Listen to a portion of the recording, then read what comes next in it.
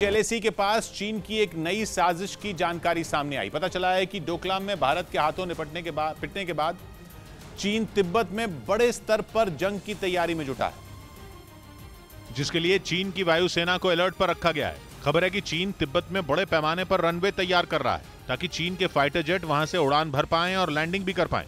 खबर है कि 2017 के बाद से ही चीन तिब्बत में एलएसी के करीब एयरबेस और हेलीपैड बना रहा था।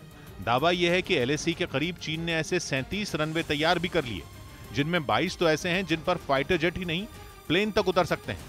मतलब यह कि उनका इस्तेमाल नागरिकों से जुड़े किसी ऑपरेशन के लिए भी हो सकता है।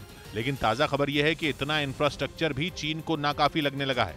2020 के बाद से ही चीन अपनी वायुसेना को ताकतवर बनाने में बड़े पैमाने पर काम कर रहा है और खासतौर पर भारत की सीमा के बेहद करीब जिन जगहों पर चीन ने ये नए रनवे बनाए हैं, उनमें कुछ तो भारत की सीमा से केवल 60 किलोमीटर की दूरी पर है।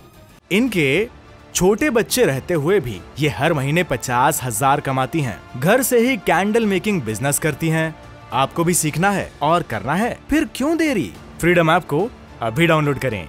2000 किलोमीटर प्रति घंटा की रफ्तार से उड़ने वाले फाइटर जेट के लिए 60 किलोमीटर की दूरी केवल 2 मिनट में तय हो सकती है, जिसका सीधा मतलब यह है कि चीन डोकलाम में पिटने के बाद नए सिरे से जंग की तैयारी में जुटा है।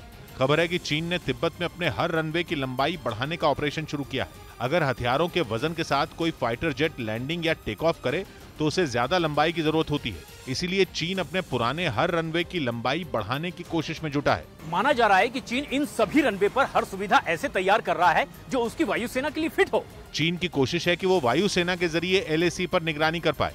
इसके अलावा डोकलाम जैसी किसी भी घटना के लिए वो हर पल तैयार हो। हालांकि दावा यह है कि तिब्बत हो या लद्दाख, ऊंचाई पर जंग लड़ने में चीन के पास कोई तजुर्बा नहीं है, जबकि भारतीय फौज बर्फीली चट्टानों को काटने में बेजोड़ मानी जाती है। मतलब ये कि चीन कितना भी जोर लगा ले, अगर डोकलाम जैसी घटना दोबारा हुई तो बैकफुट पर चीन ही होगा।